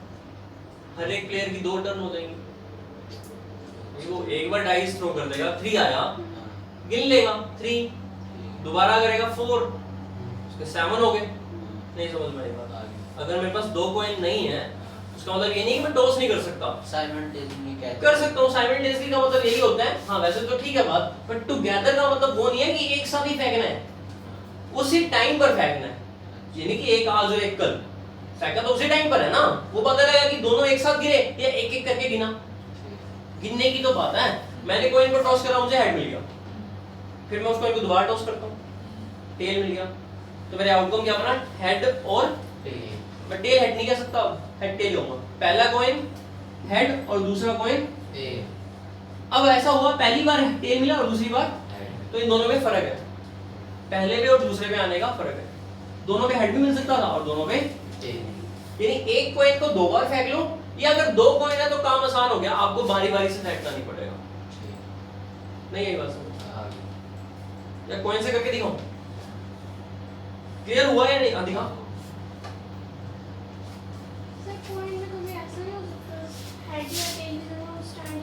हाँ तो हम मानते हैं कि that is not an outcome, उसको हम स्टार्टिंग में लेकर चलते हैं दो कॉइन। हाँ तो हम अगर मान लो ये कॉइन ऐसा तो है बिल्कुल, सैंड पे गिरा दो खड़ा ही हो जाएगा। अगर रेत है और आपने कॉइन टॉस करा तो हो सकता है ना वो ऐसे टेढ़ा सा रह जाए या सीधा खड़ा हो जाए, तो आपको तो हेड मिला ना टेल मिला, है ना? तो वो सिचुएशन को हम इग्नोर करके चलते हैं, यानी कोई स्टार्टिंगली एज्यूम कि जब हम कॉइन को टॉस कर रहे हैं तो फ्लैट सरफेस है और कॉइन अगर खड़ा रहा, ऐसे होता है ना, जैसे मान लो आपके पास ये बिजनेस की गेम है, आपने कहा जो भी डाइस है वो इसमें फेंकनी है, बाहर नहीं फेंकनी। अब बाय चांस गलती से उसकी बाहर फेंक दी, उसको क्या कहते हैं? दोबारा चल भाई इसी के अंदर फेंकियो, उसको डिस्कार्ड, उसको नहीं मानते ना, काउंट नहीं करते उसको। वही बात यहाँ, अगर कॉइन खड़ा रह गया तो उस कॉइन का आउटकम को काउंट नहीं करेंगे। आउटकम को अगर काउंट करें तो फिर हमारे पास 3 आउटकम हो जाएंगी, हेड, टेल और स्टैंडिंग पोजीशन। ड्रॉ की भी हो जाएगी मैच। हाँ मैच में तो ड्रॉ की होती है, लेकिन देखो आपने कहा कि ऐसा क्यों नहीं करते। आप क्या कर रहे हो? कॉइन्स को टॉस कर रहे हो, क्यों कर रहे हो टॉस? कुछ पर्पस होगा। अगर क्रिकेट मैच है तो मेरे को पर्पस क्या है? कितने प्लेयर होते हैं क्रिकेट मैच में? जिनके बीच में टॉस होता है, जिनके बीच में टॉस होता है, अरे जिनके, अच्छा वो कैप्टन तो 2 ही होंगे ना, एक मैं हूं एक मेरे सामने है, तो मेरे पास कॉइन, रेफरी जो भी है कॉइन टॉस करता है। क्यों करता है वो कॉइन टॉस? ये देखने के लिए, डिसाइड करने के लिए, फुटबॉल मैच है कोई भी, कि किसको फर्स्ट मिलेगी किसको सेकंड। कॉइन के अंदर 2 ही चीजें होती हैं, हेड और एक उसका और एक उसका। मैंने हेड मांग लिया तो दूसरे वाले ने टेल मांग लिया, मेरे जीतने के चांस 50% है, या मैंने उसको ऐसा कॉइन दे रखा है जिसमें हमेशा ही हेड आता है, होता है ऐसा कॉइन, उसमें पार्शियलिटी होगी, ऐसा कॉइन होता है, पॉसिबल है बायस कॉइन, लेकिन ऐसा नहीं होता भाई। इंटरनेशनल क्रिकेट मैच में वो कॉइन जो है ना, उनका अपना कॉइन होता है, ऐसा नहीं होता। वो कॉइन प्रॉपर परफेक्ट कॉइन होता है, हेड और टेल के आने चांस बराबर होते हैं, बराबर हो गए, यानी क्लासिकल अप्रोच लग रही है। वो बंदा जब रेफरी जो भी है वो कॉइन को टॉस करता है, तो कॉइन जब गिरेगा तो हेड आ सकता है या टेल आ सकता है, दोनों चीजें पॉसिबल है। 50% मैं जीत सकता हूँ, 50% कोई बायसनेस नहीं हुई। अगर बाय चांस कॉइन खड़ा रह गया, बाय चांस अगर खड़ा रह गया तो दोबारा करेंगे टॉस, वो क्या कहेंगे कि कौन जीता? कोई भी नहीं जीता ना, समझ में आ गई बात। बट अब सपोज करो कि 3 टीम है, क्लियर होगी बात। ऐसी गेम ले लो, क्रिकेट मत लो, कोई और गेम ले लो जिसमें 3 प्लेयर की टर्न आनी है, क्लियर? उसमें फर्स्ट सेकंड थर्ड डिसाइड करना है, फर्स्ट सेकंड और थर्ड लक पर डिपेंड कर रहा है। टाई हो गया गेम तब भी, तो अब एक मांग लेगा हेड, एक मांग लेगा टेल और एक मांग लेगा जिसका वो कॉइन स्टैंड है ना। तो फिर आप जब थ्रो करोगे तो हेड भी आ सकता है, टेल भी आ सकता है और कुछ स्टैंडिंग पोजीशन भी आ सकती है ना। अब एक बार सोचो, क्या ये तीनों इक्वली लाइकली हैं? ये तो रेयर केस में होगा कि जो खड़ा रहे, रेयर केस में ही होगा। सैंड पे तो कर नहीं रहे, और सैंड पे कर रहे हो तो मैक्सिमम चांस ही हो जाएंगे, इन दोनों के आने के चांस कम हो जाएंगे। ये तो ये जीतेगा हर बारी सेंड पर तो, और वैसे फ्लैट सरफेस में इसके बहुत रेयर ही चांस होंगे। इसका कोई यूज हो रहा है क्या? आपके पास दो प्लेयर थे, हेड और टेल ही तो रिक्वायर्ड था ना। इस कॉइन के खड़े रहने पर मेरे को कोई बेनिफिट मिल रहा है, कोई मेरे को इन्फॉर्मेशन मिल रही है जो जिससे मेरा आगे कुछ क्वेश्चन सॉल्व हो रहा हो, या कोई इन्फॉर्मेशन ऐसी जो यूजफुल हो? नहीं मिल रही ना। इसीलिए हम इस केस को डिस्कार्ड करते हैं कि हमें ये इन्फॉर्मेशन नहीं चाहिए। तो हम स्टार्टिंग में लेकर चलते हैं। कॉइन का काम है हेड या टेल दिखाना।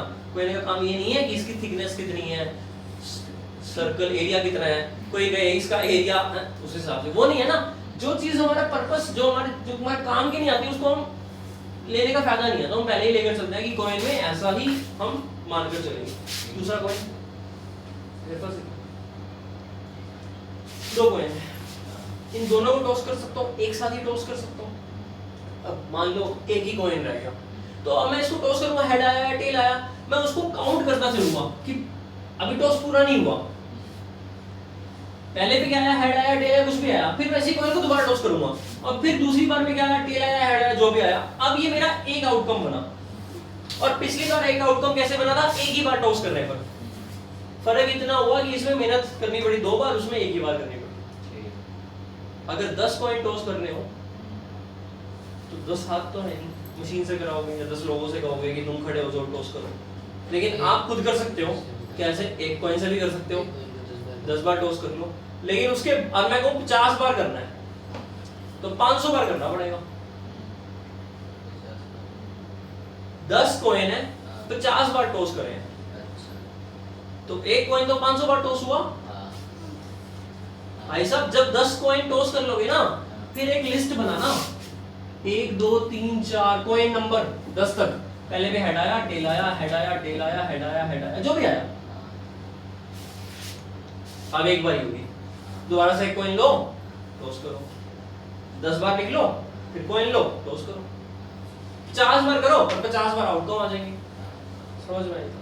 तो कॉइन को टॉस करना n बार, या n कॉइन को एक ही बार टॉस करना, एक ही चीज है, आउटकम वही क्रिएट होंगे। आगे बात समझ में? अगर मैं 2 कॉइन को टॉस करता हूं तो मुझे इनके नाम मेंशन करने पड़ेंगे, कुछ आइडेंटिफिकेशन फैक्टर करना पड़ेगा। जैसे ये एक लेफ्ट और एक राइट वाला हो गया कॉइन, किसी भी तरह से मुझे करना पड़ेगा। जब मैं टॉस करता हूं तो मेरे को पता है कि पहले ये इसका मैं देख रहा हूं और फिर इसको देख रहा हूं। समझ में आई बात? हाँ, 1 to मेंशन कर लो, कुछ भी तरह से आप मेंशन कर लो, सो दैट आपको हमेशा पता लगे कि पहला कॉइन क्या दिखा रहा है और दूसरा क्या दिखा रहा है। ये क्या दिखा सकता है, हेड या टेल। ये क्या दिखा सकता है, हेड या टेल। इसने हेड दिखाया तो ये क्या दिखाएगा, हेड या टेल। वही बात यहाँ बता रहा हूँ कि इसने हेड दिखाया तो दूसरे टॉस पर हेड मिलेगा, इसने टेल दिखाया पहले टॉस पर तो दूसरे पर तो भी हेड या टेल है, तो उस टेल के लिए हेड या टेल। दोबारा बताऊं क्या बना, हेड हेड पूरा तो ये बना ना, क्या बना, हेड टेल, क्या बना, टेल हेड, क्या बना, पता कितने आउटकम हुए, 4। ये पहला है और ये टॉस मैटर करता है। पहला टॉस पर क्या आ रहा है, दूसरा टॉस पर क्या आ रहा है। अगर टॉस मैटर ना करता तो ये दोनों तो सेम ही थे, हेड टेल और टेल हेड। 3 बार करा दो, अब 2 कॉइन हो गए, तीसरा एक और ले लो। इस हेड के लिए तीसरे पर हेड या टेल, हेड या टेल, हेड या टेल, हेड या टेल। पहले 4 बने थे, यहां 2 थे, 1 2 3 4, टोटल 4 हुए। 1 2 3 4 5 6 7 8 हो गए, 2 की पावर 3। इस हेड के लिए तो हेड आ रहा है, इस हेड के लिए टेल। अब देखो अगर लिखे तो हेड हेड हेड, फिर कॉमा हेड हेड, फिर head tail head, head tail head, head tail, फिर नीचे से tail head, tail head, tail tail, tail tail tail. नहीं ऐसा अब 16 बार हो जाएगा। कैसे? अगर मैं इसको एक और बार कर दूं, हर एक के 2 बनेंगे, 8 के 2 16, 16 के 2 32, 32 के 2 64 एंड 2 की पावर n बन जाएगा। वो क्लियर नहीं हुआ? ठीक है, तो ये था। अब हमें 3 तक आने चाहिए, 10th क्लास में 3 तक ही पूछते हैं वैसे बेसिकली। वैसे तो 2 ही आते हैं, बट चलो 3 तक फिर भी आना चाहिए। 3 वाला क्वेश्चन हो जाता है, आरडी में है।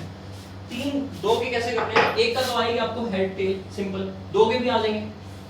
2 के कैसे करते हैं, head head, head tail, tail tell.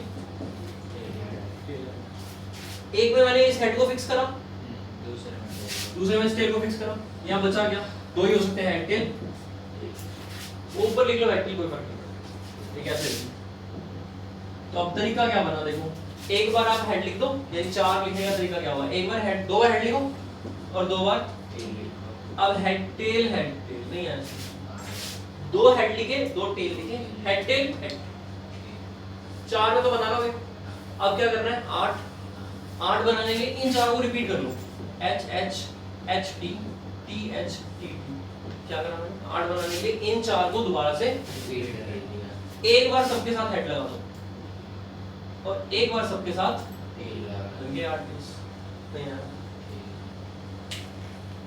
दिमाग लगाओ, स्टार्टिंग में तरीका दे दिया मैंने कैसे 8 बनाना है, 16 बनाना है तो इन 8 को 2 बार लिख दो, एक यहीं पर एक बार हो, एक बार सबके साथ हेड, एक बार सबके साथ टेल, है ना। दुनिया में बहुत तरह के लोग होते हैं ना, बहुत ही अलग तरह के दिमाग होते हैं, तो लोग कुछ भी कैसे भी सोचकर कुछ भी कर सकते हैं। एक तरीका ये था, और भी बहुत सारे तरीके हैं, जैसे मेरे को ये पसंद है इसलिए मैंने बता दिया, मेरे को अब ये तरीका देखो, मैंने कहा हेड से स्टार्ट करते हैं, इसको बदलना शुरू करो, कुछ लोगों को ये पसंद आता है, स्टेल को इधर ले आओ, इधर ले आओ, हाँ समझ में आई बात। अब क्या करना है, यहाँ तक क्लियर, ये तो 4 केस हो गए, अब टेल से शुरू करो, ठीक, चाहे नीचे से कर लो, टी टी टी इसी के नीचे से लास्ट। अब एक को बदलना शुरू करो, टी टी, जैसे उसमें एच को टी से बदला था, फिर इधर इधर ऐसे एच, इसमें इसको बदला, इसको इधर और इसको, तुम समझ गए हो ना, और भी होता है। पहले 4 बार हेड लिख लो और 4 बार, अब 2 बार हेड 2 बार टेल, 2 बार हेड 2 बार, अब एक हेड एक टेल, एक हेड एक टेल, एक हेड एक टेल, एक हेड एक टेल, आगे समझ जाएगा। सबसे बेस्ट यही, 4 ही लिखो 4 ही लिखो, 4 बार हेड लगाओ 4 बार टेल, और पोस्टमार्टम कर। तो सिंपल सी बात तो ये है कि अगर मैं बात करता हूँ 2 कॉइन की, तो 2 कॉइन में एक केस होता है इसमें दोनों हेड आते हैं, एक केस होता है इसमें दोनों टेल आते हैं, एक केस ऐसा होता है इसमें एक एक आता है। अगर 2 कॉइन की बात करूं तो 3 तरह के स्पेसिफिक इवेंट मिलते हैं। अगर मैंने 2 कॉइन टॉस करे हैं, what is the probability getting exactly 1 head, 2/4 कैसे आया, कितने आउटकम है total 4, what is the probability of each, चारों का एक्शन 4x = 1, माइंड में सोचो 1/4 इक्वली लाइकली। मैंने कहा what is the probability getting exactly 1 head, exactly 1, यहां कितने हैं 2, यहां कितने हैं 0 है ही ना हेड, यहां पर कितने हेड है, यहां पर कितने हेड है, ये तो नहीं है ना फर्स्ट टॉस पर हेड होना चाहिए सेकंड, मैंने कहा एग्जैक्टली 1 हेड, तो probability 1/2, exactly 1 tail, exactly 1 tail, 1/2, समझ में की बात, both heads 1/4, both tails 1/4, no head, 1/4, no head का मतलब ये 3 केस नहीं हो सकते ना, no head मतलब both are tails या no tail 1/4, आगे बात समझ में। अब थोड़ा सा दुखी करेगा क्वेश्चन, ध्यान से समझना, क्वेश्चन कह रहा है what is the probability of getting at least 1 head, at least का मतलब कम से कम, यस, मिनिमम, 3/4, एट लीस्ट का मतलब मिनिमम, कम से कम, 3/4, कम से कम एक हेड चल रहेगा, अगर एक हेड है तो ये भी चलेगा ये भी चलेगा, पर एक से ज्यादा भी चल जाएंगे, 2 भी चल जाएंगे, तो प्रोबेबिलिटी कितनी आएगी, 1 से कम नहीं चलेगा। हाँ इसको मैं ऐसे निकाल सकता हूँ, देखो एक और तरीका, अब कॉम्प्लीमेंट्री इवेंट सीख रहे हैं, कम से कम एक हेड, कम से कम एक हेड, मैं कह रहा हूँ हम करते हैं 9 हेड, कोई भी हेड नहीं लेते, उसने कहा कम से कम एक हेड, 1 2 3 कितने भी हैं सारे आ जाएंगे, लेकिन कम से कम एक आना चाहिए, उसका उल्टा क्या होगा, एक भी ना आए, नहीं बस आपको कहा आपने कम से कम 10 स्टेप चलने हैं, तो 10 से आगे कितने चल सकते हो, कितने भी, लेकिन 10 से कम उल्टा हो गया उसका, है ना, कम से कम एक हेड, तो एक हेड का उल्टा कम से कम एक का 0 हेड, कम से कम 2 हेड का उल्टा 2 से कम एक हेड या 0 हेड, कम से कम एक हेड का उल्टा, उल्टा मतलब complementary opposite, what is the probability of no head, 1/4, क्यों, दोनों टेल, हमें पता है कि अगर कोई, जैसे हमारे पास टोटल जितने भी आउटकम्स हैं सभी outcomes x x x and so on x, सबकी प्रोबेबिलिटी ये n है, और कोई एक फेवरेबल आउटकम है, फेवरेबल इवेंट है जिसके अंदर m आउटकम्स आ रहे हैं, तो उसकी प्रोबेबिलिटी mx/nx आती है। तो कितनी आई m/, ये तो होगी उसकी प्रोबेबिलिटी उसके हैपन होने की, उसके फेवर में हैपन होने की।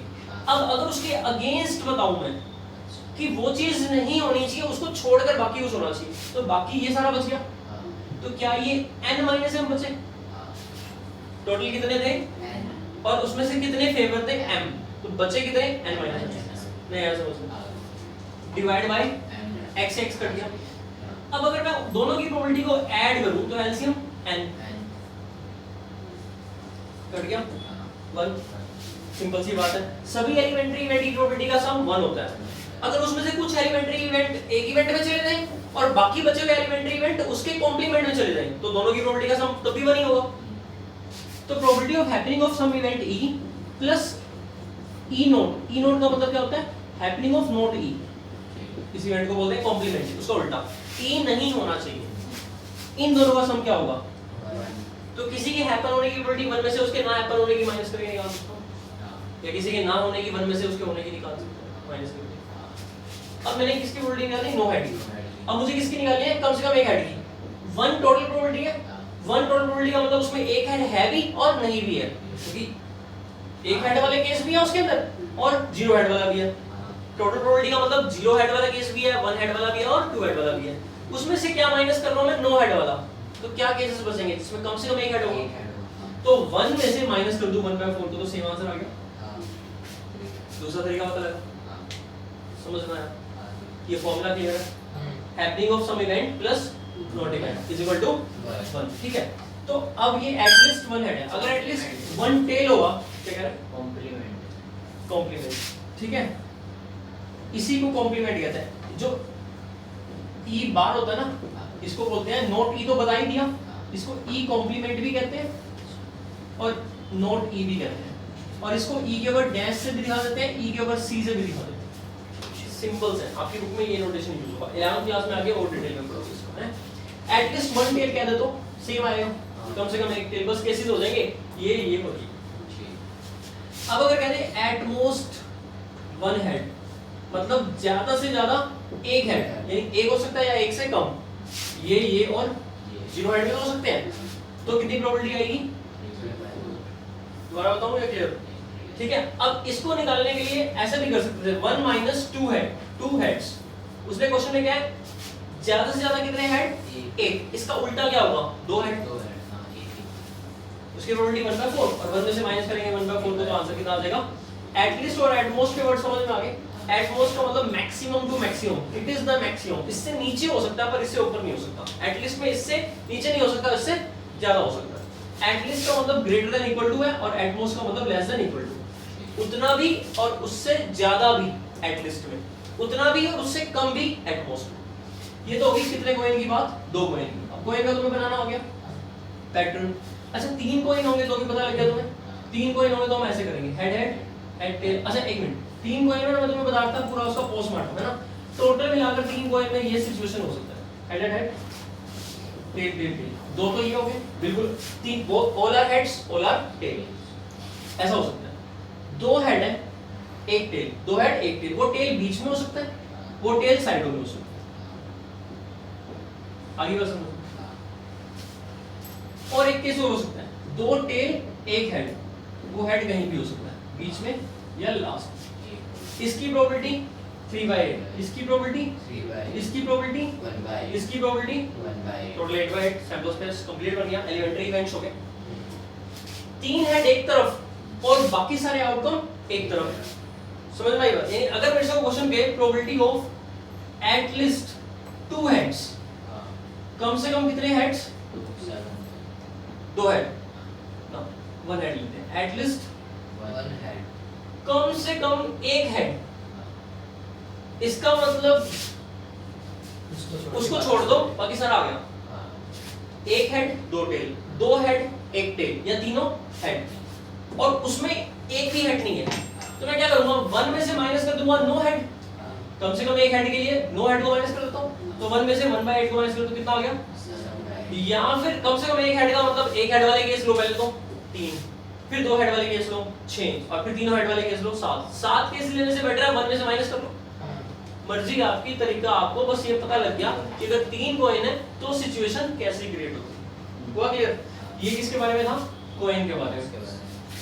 ठीक है, अच्छा डाइस में देखते हैं थोड़ा सा। डाइस में एक डाइस है तो तुम्हें पता क्या होता है? 1 2 3 4 5 6। इसमें तो क्या पूछ सकता है? ओड नंबर का, प्राइम नंबर का, इवन प्राइम नंबर का, कंपोजिट नंबर का, इससे अगर कोई क्वेश्चन पूछ लेगा तो निकाल ही लेंगे ना। लेकिन मान लो वो पूछ रहे हैं कि सम वगैरह इसमें नहीं हो सकता क्योंकि एक ही नंबर आएगा। मान लो इसमें आपको क्या है, 2 डाइस थ्रो करिए। कितनी डाइस? 2। कैसे थ्रो करें? साइमल्टेनियसली। अब मेरे पास 2 डाइस है, देखो रेड वाली डाइस पूरी ऊपर, रजिस्टर आना ही वाला ब्लू है।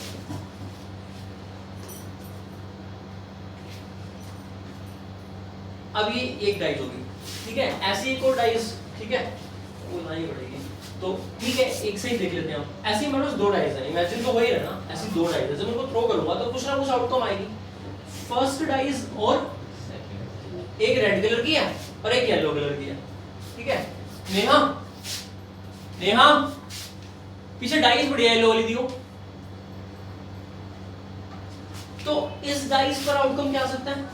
1 2 3 4 5 6। इस डाइस पर क्या आ सकता है? 0 5 6। इसके कितने आउटकम्स पॉसिबल है? 6। इसके कितने पॉसिबल है? Total number of cases 29। तुम्हारे दिमाग में आता है कि मल्टीप्लाई क्यों करना चाहिए, प्लस क्यों नहीं कर रहे, मल्टीप्लाई क्यों कर रहे हैं? अगर आता है तो देखो इसमें ना काम तुम्हारा कब कंप्लीट हो रहा है? जब हम 2 डाइस को डाइस डाइस डाइस बुला रहे हैं। दीदी पीछे से बोल दे एक बार। फर्स्ट डाइस के 6 केस, सेकंड डाइस के भी 6 केस है ना। अरे येलो वाला डाइस रखा हुआ है ना पीछे, तो है ठीक है, मल्टीप्लाई क्यों कर रहे हैं? देखो जब हमारा कोई वर्क करना हो, हमें कोई काम करना हो और उस काम के हमारे पास सेपरेट सेपरेट ऑप्शंस हैं, जैसे पहला और दूसरा, दोनों को करेंगे तभी काम कंप्लीट होगा। काम क्या था? 2 डाइस को थ्रो करना, तो वो काम कब कंप्लीट होगा? जब पहली डाइस और दूसरी डाइस, दोनों डाइस के ऊपर आपको क्या मिले? आउटकम आए। क्लियर? पहली डाइस को भी थ्रो करना पड़ेगा और उसके बाद ही आपका वर्क कंप्लीट होगा। तो जब वर्क कंप्लीट होने के लिए उसके वर्क के पार्ट्स हो जाए, ये पार्ट्स हो गए और उन पार्ट्स के अपने अलग-अलग चॉइसेस हो। इसके कितने चॉइस हैं? 6। इसके कितने चॉइस हैं? 6।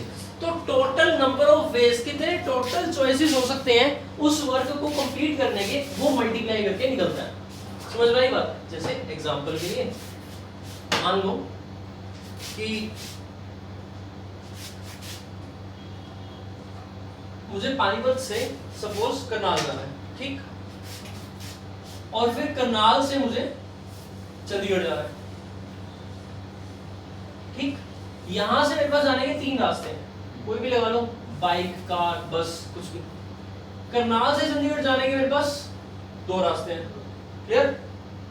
टैक्सी है या बस है, कुछ भी ले लो। टोटल नंबर ऑफ वेज जिससे आप पानीपत से चंडीगढ़ जा सकते हो तो 6 होंगे, 3 × 2, क्योंकि इसके एक ऑप्शन के लिए इसके 2 ऑप्शन है, इसके एक ऑप्शन के लिए अगेन इसके 2 ऑप्शन है, और इसके एक ऑप्शन के लिए अगेन इसके 2 ऑप्शन है। तो हर एक के 2 ऑप्शन है तो 3 के 2 हुए। तो यानी कि आपको 2 को 3 बार प्लस करना है, तो उससे बेटर आप मल्टीप्लिकेशन, शॉर्टकट ऑफ एडिशन। एक के लिए 6 केस हुए, 2 के लिए भी ठीक है। इस डाइस पर कुछ लिखा नहीं है तो अपनी मर्जी से लिख सकते हो। 1 2 3 4, अब इसको 22 बना सकता हूँ डाइस को। 5, एक ही रह गया ये। अगर मैं इसमें 6 लिख दूंगा तो बन जाएगी फेयर, और मैंने इस पे लिख दिया 1। अब ये कैसी डाइस है? 22। अब मैं अगर पूछूं what is the probability of getting a 6 in this dice? 0, क्योंकि 6 है ही नहीं। और what is the probability of getting 2? 1/6। Probability of getting 1? 2/6, क्योंकि 1 इसमें 2 बार आ रहा है। किस बेस पर बनाया हमने 2/6? इक्वली लाइकली, हर एक इवेंट इक्वली लाइकली है। अगर इस प्रोबेबिलिटी, इस डाइस के बाद सभी 4 हो तो what is the probability of getting 4? 1, sure event 6/6। लेकिन मैं वहां पर 6 कर दिया, इसका मतलब डाइस फेयर डाइस है, एक ही भी फेयर डाइस है। अब मैं 2 डाइस को थ्रो कर रहा हूं। जब मैंने पहली डाइस को थ्रो करा तो यहां पर क्या आएगा? कुछ भी मतलब ये मैंने थ्रो कर दिया, क्या मिला मेरे को? 6 आउटकम मिला। इसके साथ ही थ्रो करूंगा, अब तो एक साथ ही थ्रो कर सकता हूं, है ना। क्या मिला मेरे को? यहां से 1 आया। इस 6 के साथ यहां पर 1 मिला, लेकिन 1 की जगह मिल सकता था, पॉसिबल। 3 भी मिल सकता था, 6 के साथ क्या मिल सकता था, कोई भी। यानी इस 6 के लिए कितने केसेस हुए, इस 5 के लिए हर एक के लिए 6 हुए। कितनी बार आपको ऐड करना पड़ेगा, 6 बार, क्योंकि 6 केस है। तो क्या कर दो 6 into 6, समझ में आया, मल्टीप्लाई क्यों करते हैं।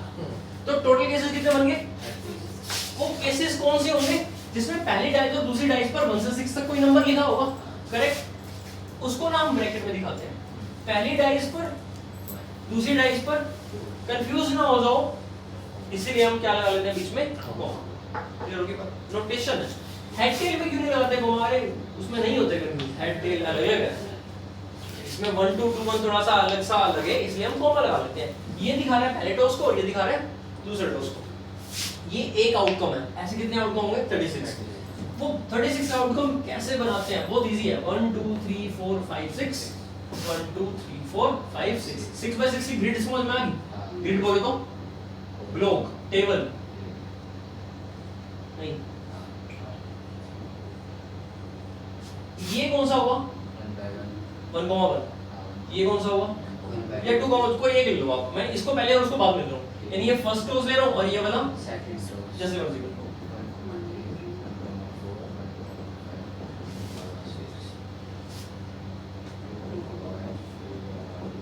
2 कॉमा 2 कॉमा 4 2 कॉमा 5 2 कॉमा, अब 3 कॉमा 3 कॉमा 3 कॉमा 3 कॉमा। बस अगली बार प्रोबेबिलिटी के पूरे जितने भी क्वेश्चंस है ना, सारे के सारे उड़ जाएंगे। कांसेप्ट बहुत ज्यादा डिटेल में बता दिया हमने, इतना बताना नहीं था, बट 4 3 सारी मेहनत कैसे होगा, 4 6 कहां तक जाएगा। 10th क्लास में वो पहली बार आए तो ऐसा ना, पहले तो क्या नहीं होता कभी। 5 4 5 5 और इस 36 नंबरों में बहुत सारे क्वेश्चंस बन जाते हैं और काफी सारी कमाल की इंफॉर्मेशन निकलेंगी।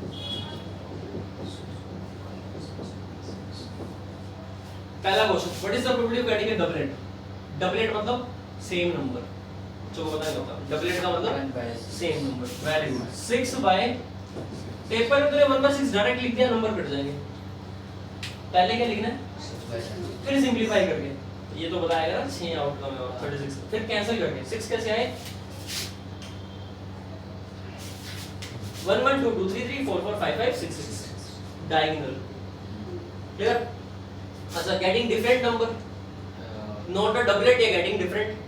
5 by 6 1 में से माइनस कर दिया, या 30 by 36 एक ही बात है, क्योंकि 13 ऐसे होंगे जो डिफरेंट है। Getting the sum 2, getting the sum 2। अरे सर मैं 2 डाइस को थ्रो कर रहा हूं तो इवेंट तो कुछ भी हो सकता है ना मेरा। अब ये थोड़ा पूछेंगे फर्स्ट पर 3 आया, सेकंड पर 4 आया, इतना आसान थोड़ा पूछेंगे।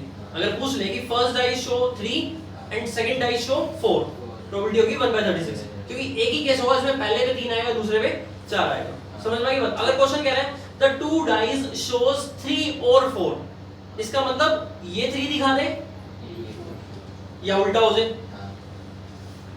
3 और 4, यानी ईच डाइस 3 और 4 दिखा दिया, तो 2/36 हो जाएगा, या तो 3 4 होगा या तो 4। इतना आसान नहीं पूछते। इसमें इवेंट कैसे बनते हैं, इनका सम, इनका प्रोडक्ट, इनका मिनिमम सम कितना होगा। अगर 2 डाइस को थ्रो करें तो 2 से कम तो ना होगा।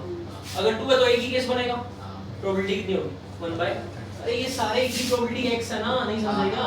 और कितने x हैं 36, तो 36x = 1 इक्वली लाएगी x = 1/6, 1/36।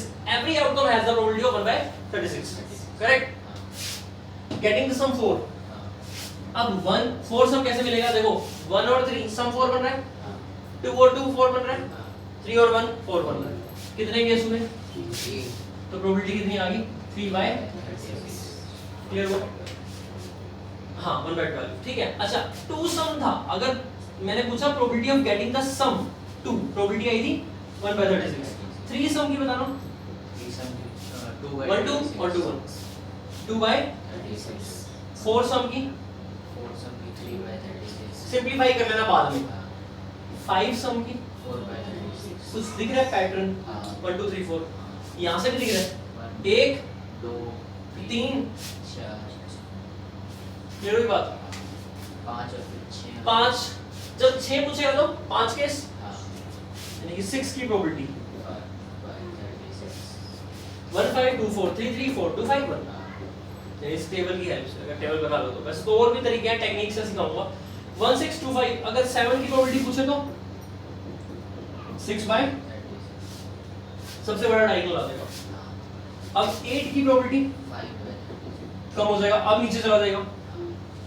12 की प्रोबेबिलिटी 1 बाय मिनिमम 2 और मैक्सिमम 12।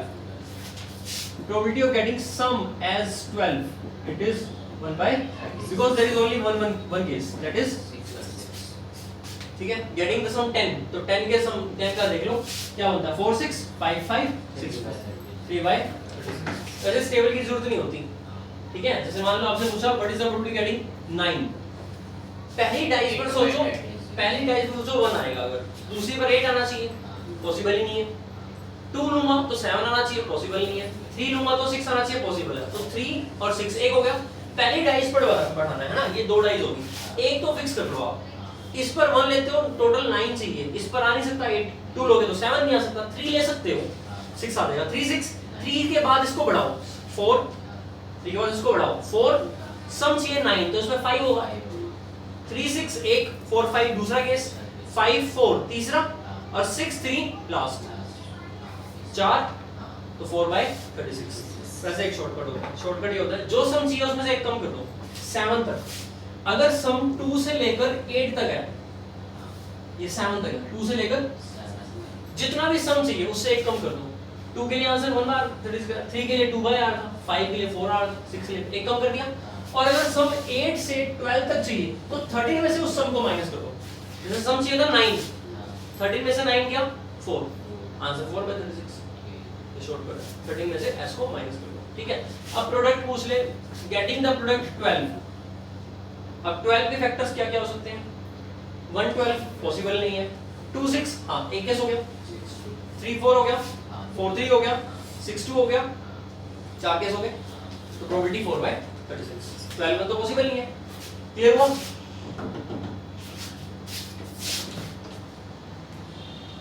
अभी 5 शब्द लगेंगे।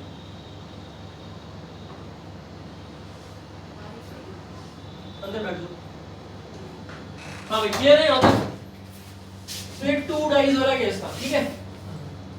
तो 2 डाइस में क्वेश्चन कैसे भी हो सकता है। और अगर इसमें हार्ड क्वेश्चन की बात करें, थोड़ा मुश्किल क्वेश्चन तो ऐसे रहेगा, probability of getting sum at least 8। इसका मतलब 8 9 10 11, इसके कितने केस थे? 1 11 के 2 10 के 3 9 के 4 8 के 5, कितना बना? 5 6 30 बाय 2 15 प्लस करना 9 12 14 15। तो प्रोबेबिलिटी कितनी आएगी? 15 बाय 36, यानी कि 5 बाय। क्लियर? डाइस का बता दिया, कॉइन का बता दिया, कार्ड्स का। कार्ड्स तो सिंपल क्वेश्चन होता है, what is the probability getting king card? 4 by king कितने होते हैं? 4। रेड किंग पूछ लेगा तो 2 by, face card 12 by 52, red face card 6 by 52, जो भी पूछेगा उसके अकॉर्डिंग बता देना। क्लियर? सारा समझ में आ गया? कल प्रोबेबिलिटी करेंगे, कल क्या संडे है ना, तो क्लास रख लेते हैं कल सॉफ्ट जल्दी अभी।